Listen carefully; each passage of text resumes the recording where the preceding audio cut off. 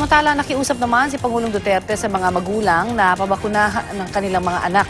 Sinabi po yan ng Pangulo sa groundbreaking ng San Lorenzo Ruiz General Hospital sa Malabon City. Ayon po kay Health Secretary Francisco Duque, bumaba ng 40% ang bilang ng mga gustong magpabakuna. Nakakabahala raw ito at maaaring mauwi pa sa outbreak. Naniniwala rin si Duque na nangyari ito dahil sa Dengvaxia Care. Kaya nagpaalala po ang Pangulo. Yung Dengvaxia lang, kung ayaw ninyo, okay lang. But lahat ng anak ninyo, hindi naman tayo nagkulang sa bakuna, because it is good and it is for the health of the person. Apparently there is a great drop dito sa mga vaccines. Polio.